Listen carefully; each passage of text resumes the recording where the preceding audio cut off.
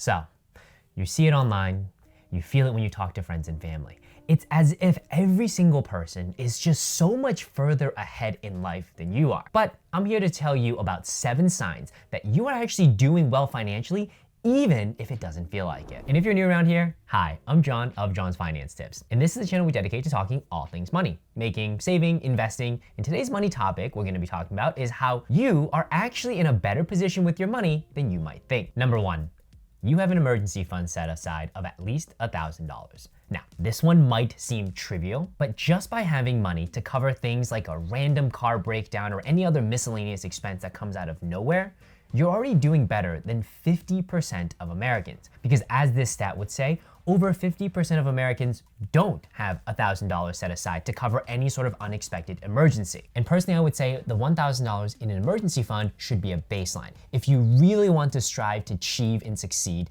you want to have at least 3 to 6 months of your expenses in that emergency fund. So instead of a car breakdown mechanical issue, let's say, God forbid, you lost your job, you would still have a bit of a financial cushion as you look for your next opportunity. And for those of you that might not yet be in a situation where you have $1,000 set aside, my advice, every single time you get your paycheck, put a little bit off into a high yield savings account. Get into the habit of saving some money aside so that you have some financial buffer for any unforeseen circumstances. The second sign that you're doing well financially, even if it doesn't feel like it. This one, I'm gonna ask for some audience participation. Now, put your hands up if every single month you have bills due, okay? Now, keep your hands in the air if when that due date comes around, your palms get a little bit sweaty and you get a little bit anxious. Or keep them up if you ever think to yourself, all right, just one more late payment, but next month I'm good and I'll catch up. Now, for those that put their hands down, you can be assured that this is a sign that you are doing well financially, and that is making your bill payments on time every single month. Because according to a study by ACI Worldwide and Visa, 6 out of 10 Americans have anxiety when bill dates come around, and nearly half have paid them late. And I know there are some of you sitting in the audience that are thinking, it should be automatic. The due date comes and you pay your bills on time and in full. However, for some folks, that's certainly not the case. They're stretched thin financially. So if you are able to make those payments on time every single month, you're doing well. As for those who might be struggling, here are some things that you might look to. First thing, have an idea of what your total budget is and see if you can cut down on some of the junk bills and fees. There are things like subscriptions that you might not be needing or you might not be using, but you're just leaving it on there or you haven't gotten around to canceling it. Axe those ASAP, especially if you're late on any overall bills. In addition, what might help is to try to shift your due dates around for things like credit card bills so that you're not getting hit with random bills throughout the month and you try to consolidate everything into week 1 or week 2. Instead, everything is consolidated into a specific period of the month and you can take care of all your finances then. Sign number 3, you have passive income. I know, you heard me say passive income. And immediately what comes to head is this 20-some-year-old YouTuber making $20,000 in his sleep. Yeah, no, I'm not talking about that type of passive income. And also, that type of passive income doesn't actually exist. They're making their money on the back end of courses and selling this and that. Sorry, I don't want to get distracted. Now, let's talk about you. You and your passive income, because most of you do have passive income, and if you don't, it's literally as easy as a click of a button. And the specific type of passive income that I'm talking about comes from either the interest from a bank account or the interest from your stocks. Yes, and I'm not talking about a stock appreciating, but dividends. Because by holding certain stocks every quarter or every year, they will pay a dividend. And yes, that truly is a passive stream of income. Now, it might not be a lot, but $10 here, $20 there, that could eventually add up. On the flip side to that, folks, you're shooting yourself in the foot if you don't already have a free high yield savings account. This is literally a savings account you put money into and you get sometimes 4%, sometimes upwards of 5% interest. That right there is passive income. You go to sleep, you wake up, there's more money in there than it was the day before and you did nothing. And if you don't already have a top high yield savings account, then I recommend you gotta check out this video, or I'm gonna have a link description down below of some of my top high yield savings accounts for 2024. Sign number 4, you have invested at least $100. Almost on the daily, it feels like clockwork that we see on the news. The S&P 500 is this, the Dow Jones Industrial is blah, Apple, Tesla, Google reporting on X, Y, Z, yada, yada, yada. But it turns out that only about 58% of Americans hold any stocks. That means 40% of the population has no skin in the game whatsoever in the stock market. And if you want to talk about true wealth making, the stock market is where you need to be. So if you're in the camp of 58% of Americans who do hold stock, you're doing very well for yourself. Because over time, if we take a look at the S&P 500, which are the 500 largest companies currently in the US, that trend tends to go up and to the right. Now, the key to being successful in the stock market is actually doing very, very little. So if you've got skin in the game already and you're able to at least hold on to that investment for 10, 15, 30 plus years, you will be in a very, very, very good financial situation. I highly, highly recommend after you have an emergency fund set up, after you've got all of your other bills paid off, to at least try to find a way to dedicate some amount of money to put into the stock market. Because trust me, when I look at true wealth acceleration for the everyday American, it's having skin in the game in the market. And to do that, what I would recommend is open up a brokerage account. It doesn't matter where you open one up. I personally use Charles Schwab. I've also used public.com. I've also used Vanguard, but really it's whatever flavor that you want to pick. Just make sure there's very little fees associated. Actually, no, make sure there's no fees associated to opening that brokerage account. And then once you have that brokerage account set up, what you want to invest in, especially if you're in your 20s or 30s, low cost market index funds. Do not go and try to find the next Tesla or Apple. That to me is a little bit like gambling. The surest thing for the most Americans to make the most amount of money in the stock market over the longest period of time is buying a low cost, broad-based market index fund that does this over time. I personally just buy VTI, which is literally trying to track the entire stock market. Other people like VOO, which just tracks the S&P 500. But it doesn't really matter which you pick as long as, again, you get skin in the game. The fifth sign that you're doing well financially, even if it doesn't feel like it, you have a credit score that's at average or slightly above. And the average you're seeing, depending on age group, but the younger you skew, would be about a FICO score of over 690. Growing up, I used to think a credit score of under 800 was bad.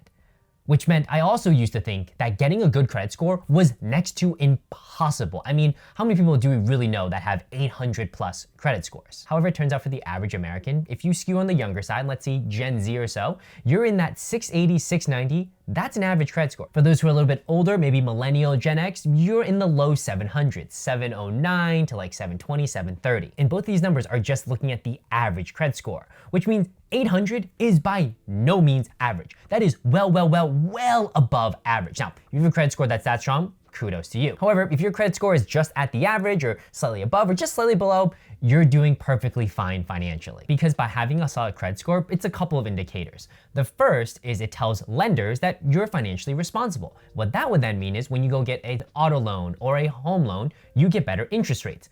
Getting lower interest rates could literally save you hundreds of thousands of dollars over the time horizon of that loan, especially if I'm thinking about mortgages right now with rates over 7%. If you can knock that down as low as possible, that's big savings. The second thing a credit score indicator tells me is that you're paying your bills on time. And so by way of having a decent credit score, you're already well financially, because remember the second thing we talked about was being able to pay your bills on time. However, for the folks out there who might not be at the average, who are still working on their credit, here are some things you want to do that might help boost your credit. The first thing, if you can, the most important thing, get your bill paid on time. Do not ever miss a credit card due date. Technically, you do have a bit of a buffer, but I would say let's err on the side of caution and pay our bills on time. The second thing, if you can, pay it in full, or at least as much as you can to keep your credit utilization down, because that accounts for 30% of your credit score. Next, if you're really new or you're really trying to build credit and you're having a hard time,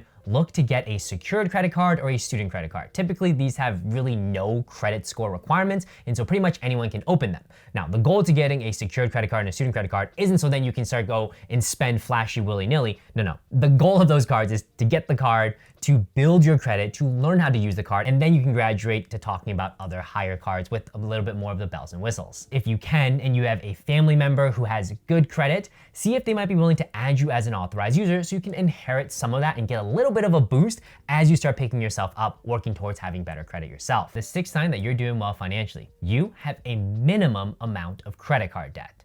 Now, I'm not talking about the what's due on your credit card bill every month, but I'm talking about people who might be having 5, 10, 20,000 of credit card debt that's just kind of been following them. If you have a minimal amount or ideally none of that, you are doing very well financially. Because In the world of debt, there is such a thing, in my opinion, as good debt and bad debt. Good debt leads to more assets. Bad debt just leads to more debt. For example, good debt, mortgage, that's totally fine. You qualify for a loan, you're paying into a property, you're gaining equity, it's appreciating, great. Bad debt, credit card debt. You've had $5,000 of credit card debt accruing at a charge of 20% interest every single year, you're making minimum payments, it will be very, very difficult for you to claw out of that. And all that's gonna do is be a financial anchor that's dragging you down every single year. And according to TransUnion, the average consumer credit card debt right now is around $6,000. So if you're below that, ideally as close to zero as possible, you're doing very well financially. Now, a pro tip for folks who are in some form of credit card debt, there's two approaches you can take to trying to pay down the debt. One is known as the debt snowball effect. That is where you take a look at all of your outstanding credit card debt and you pay off the smallest amount first. The thought is you pay the smallest amount off on that account, you build momentum, you work on to the next one, the next one, the next one, and you kind of snowball until you get to that big one and you pay it all off.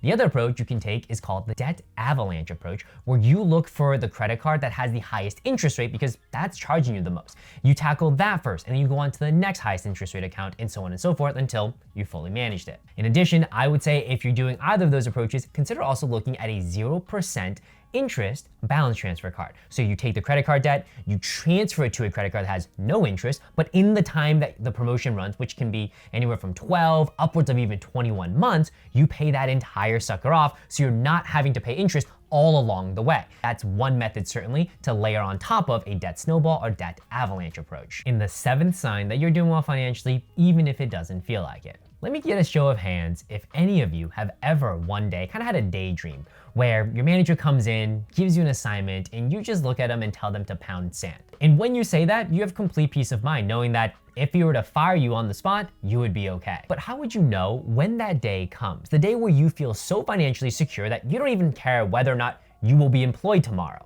Well, you can't go by gut feel. Instead, you have to use what I call the rule of 4. And what that basically entails is you taking your expected expenses. So let's say your expected expenses every year are $100,000.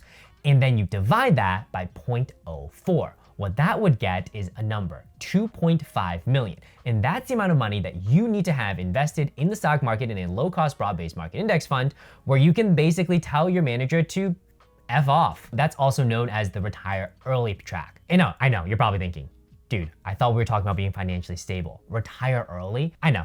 That might be a dream way, way, way in the back of your head. However, if you even have a retirement account, whether it's an IRA or an employer-sponsored account, you're doing just fine compared to the average American. Because in 2022, only 46% of American households reported having any type of retirement account. Let's forget about the early retirement, but there's 46% of Americans that have nothing saved for the day that they do eventually walk from their job when they're 60, 65, 70. That is just, to me, such a scary and daunting thing. So if you have a retirement account set up, you're doing just fine. But of course, you can always strive for more than fine by figuring out what exactly your FI number or FU number is by, again, using my rule of 4, dividing your annual projected expenses by 0.04, and that's the amount of money you need to save into a low-cost broad-based market index fund to one day pull the trigger. Now folks, these were the 7 signs that show that you're doing well financially, even if it might not feel like it. Questions, comments down below what I may have missed. Other than that, I'll catch you on the next video. Peace!